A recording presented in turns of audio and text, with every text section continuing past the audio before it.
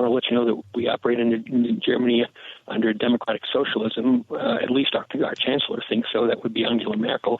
She calls it unsere Sozialdemokratie, which means our brand of democratic socialism is what she means by that. Uh-huh. And I've never had to wait more than 20 minutes at a physician's office or a dentist's office.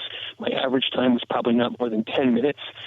And the service I got was absolute first class at the Karls Clinic, Technische Universität Dresden, to which I went probably twice in two emergencies, a couple of years apart, I guess. The last one was in, I think, maybe 2003. And the physicians were excellently trained. They were ready for my problem because actually it was in the wintertime, and it was a typical kind of a problem where I had fractured my wrist pretty badly and bent my fingers up pretty badly, but they straightened those out really fast, my fingers. And then because my stomach was full, they had to wait until the next day before they could operate on my wrist. But and they did it with technology that allowed them to look inside and not even open it up. They just put nails in from the outside, 3 of them, and then after 30 days they took it out, and it was absolutely perfect. That was one case. The other case. Well, we get the general idea that this is a satisfied customer, Sally. Right, exactly. And so what Senator Sanders is talking about is a single-payer system in this country that would cost between $30 to $40 trillion over 10 years in increased federal spending. All private coverage would be outlawed. Everything would be run by the federal government. Countries, so Canada, North Korea, and Cuba are the 3 countries in the world that have true single-payer systems. Germany, France, Switzerland, England, they have what we call universal coverage systems. They have a government-run program, and they also have private coverage running parallel. The problems in these countries of the last few years, and I've talked to a lot of doctors, a lot of people in government, is that the government programs are becoming extremely expensive, and governments in Europe don't have the money right now to continue to add funds to cover the cost of an expensive healthcare system. So the private system in these countries, the private systems are doing very well, but the government systems are resulting in increased waiting times, care being rationed. So we have to be very careful. But as I say, what Senator Sanders, what Senator Elizabeth Warren wants, she wants a stepping stone approach to single payer, but there would be no private coverage in this country. Everything, all doctors would be government employees.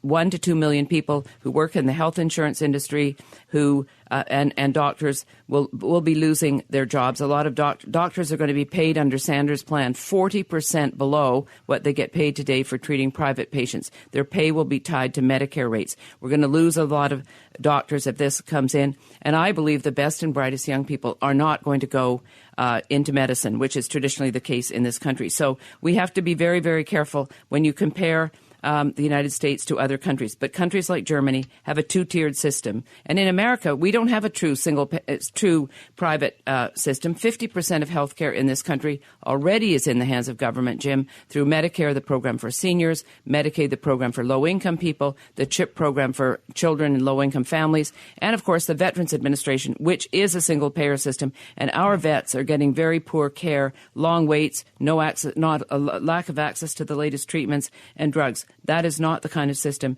that the American people want. To Mark in Sioux City, Iowa. Good evening. I'm an insurance agent in the Medicare field, and I just got a couple points. What she just said was very important. My question is, or my thoughts are, like I said, I'm an insurance agent in the Medicare field already, so I sell Medicare supplements, prescription drug plans, Part D, and all that. And what bothers me is about Medicare for All is, number one is, like Bernie Sanders, and how come nobody talks about the details of what Medicare is right now? Because we keep bringing up Medicare for All, but people under 65 probably have no idea what Medicare is, and people over 65 even going on Medicare don't even really know what it is. So why are we not explaining to people that it's not free? You pay for Medicare Part B. Part A you are entitled to, but Part B you pay a premium of about $135 a month right now if you make under $80,000 a year, and you pay more than $135 a month for Part B if you make more than $80,000 a year, and so forth. So number one, why don't we talk about the details of what Medicare is so people understand what can be done about it? Number two, along with that is Medicare is not free. Medicare is 80-20 insurance, basically. It's 80-20. 80 is one on the government side, 20 is on the on the individual. That's why we sell Medicare supplements. And number three is, well, if we can't do Medicare for all, why don't we do Medicare Advantage? Medicare Advantage seems to be working. Medicare Advantage, of course, is letting the private health care companies like Aetna and Humana handle your Medicare instead of the government. Those are my thoughts. And that's good stuff. Your response to what Mark has to say, an insurance professional. Go ahead, Sally. Yes, Mark, all very excellent points. This is why I am out there educating the American people on what Medicare for all means, i.e., no private coverage. The recent polling from the Kaiser Family Foundation shows 53% of Americans today say they support Medicare for all, single payer. This is down from 59% last June. But when you ask these people, well, how do you feel about Medicare for all when you will be losing your private coverage that 180 million Americans get through their employer, support goes down to 37%. When you tell these people, how do you feel about Medicare for all if your taxes are going to go up precipitously? Bernie Sanders, 4% new income tax on people earning $29,000 or more, a new 7.5% employer tax, a tax on the wealthy, a tax on large financial institutions. All of these things would have to happen. And as I say, docs would be paid 40% below. They'd be paid Medicare rates. The other thing is, it's not free. When Bernie Sanders stands up on the podium and says, healthcare in Canada is free, it's not free. The average Canadian family pays $13,311 in hidden taxes for a healthcare system that puts them on an average wait of over 5 months from seeing a primary care doc to treatment by a specialist. And care is rationed, and there is a doctor shortage. So the points you made are absolutely right. On Medicare, 1 in 3 new Medicare eligibles is unable to find a doctor because doctors are not taking Medicare patients at those rates 40% below. So about 35% of people on Medicare today either have a Medicare supplemental plan, as Mark mentioned, or they have a Medicare Advantage plan. And Medicare Advantage brings a private side into Medicare, and it's very popular and it's very successful. These are all things, that are important that the American people need to know. A, single payer is not free. People will have ration care, and our seniors their care will be rationed first because the government will be cutting back on making health care available to people who are older, our seniors. More to come. We'll be back on the Jim Bohannon Show with your calls at 1-866-50-JIMBO in just a moment.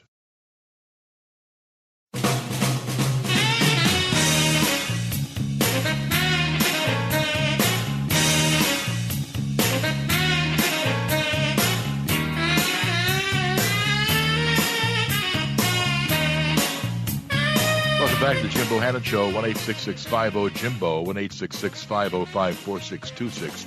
If your whole rationale for casting a vote is who's going to give me the most free stuff, that doesn't relieve you of the necessity of doing some research.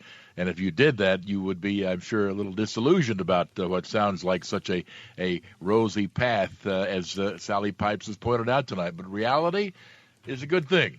Let's talk to Jeff in Abington, Illinois. Good evening.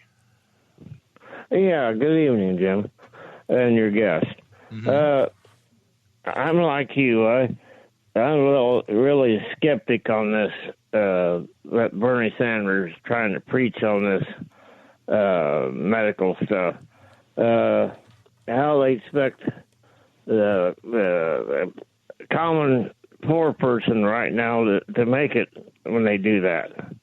We just barely pay our premiums. How does he expect us to? It's really going to be free? Well, I guess Ms. Pipes could repeat a summary of what she said, but as she's noted, among other things, it wouldn't really be free. And again, there are certain penalties that you pay in terms of access. So go ahead, Sally. Right, exactly. So it won't be free. Your taxes will be up, as Bernie Sanders says. I mean, he originally.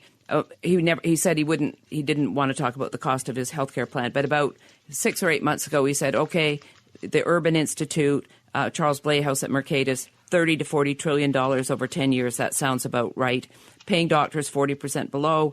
But, on the other hand, there would be no referrals, no premiums, no anything. But the total cost of the healthcare system would go up to about $50 to $60 trillion over 10 years. Government won't be able to afford this. There will be long waits for care, and the American people will be very, very upset with this because Americans are impatient. They don't want to be told they can't get their health care when they think they need it. I mean, that is why, as I said, 608,000 Canadians come across the border and pay out of pocket because... And that's about 2% of the population. Right, exactly. And, when you think about it, the MRI machine is not a new machine, the CT scanner. But in Canada, there are only 16 MRI machines for every 1 million people. The U.S., we have 44, and you might say, well, that's too many. Well, if you need an MRI and you want an MRI, and if there were price transparency, you could compare costs from different places offering MRIs. But in a country like Lithuania, there are 24 MRI machines per million people. So Canada really, their radiology equipment, their MRIs, CT scans, very, very low. The average wait in Canada for an MRI today is 22 weeks. For neurosurgery, it's 33 weeks. Remember, Bernie Sanders, when he had a heart problem when he was in Vegas last fall, he had the treatment done within right away, whereas in Canada, urgent, it would take you a minimum of 3 days to be able to get the test. Mm-hmm. Plus, a trillion here, a trillion there. Pretty soon you're talking real money. Let's go to Mark in Raleigh, North Carolina. Good evening, Mark. Good evening, Jimbo and Miss Sally and everyone. I'm first-time caller. One of the justifications that the politicians usually make for single payer is that they say health care is a right. And I disagree with that, as Miss Sally touched on a couple of times regarding the health care professionals who would not enter the field with a single payer system. There's a shortage of doctors in Canada, as she was saying. This country, at least in this country, maybe in the Soviet Union or China, you could force people to enter the medical professions field. It takes highly trained, extensive training to become a medical professional, correct? And how could it be a right? You can't, to provide the care as a right, you would have to basically force people to become professionals. Well, you're absolutely right. And this is a whole chapter in my book on the issue of, is healthcare a right? We have a right in this country to life, liberty, and the pursuit of happiness. I mean, if healthcare is a right, should we have a right to food? If we don't have food, we can't live. But declaring a right to healthcare would really mean there would be an unlimited demand for healthcare. But this would not miraculously mean that there would be an unlimited supply to meet that demand. What would the right entail? Does it mean that I would have the right to top-notch care, or would I only have the right to equal care? Would the government have the right to ban me from paying for better health care?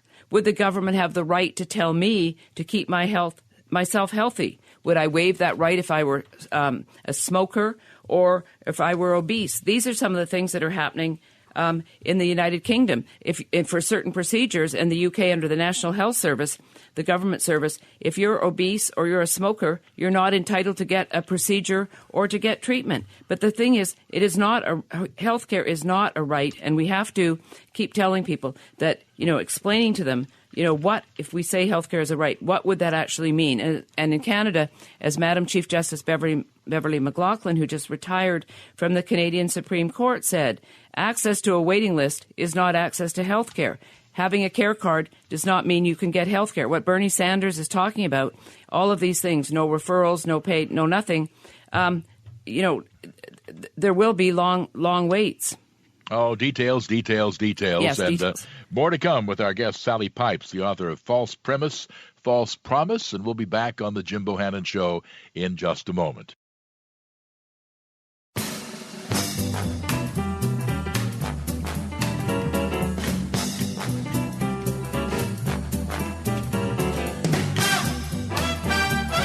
Welcome back to the Jim Bohannon Show at 1-866-50-JIMBO. Sally Pipes, our guest with the Pacific Research Institute, the author of False Premise, False Promise. If you're on the line, stay on the line. We'll get to your call. Sally's agreed to stay a segment into the next hour. So let's go now to a call.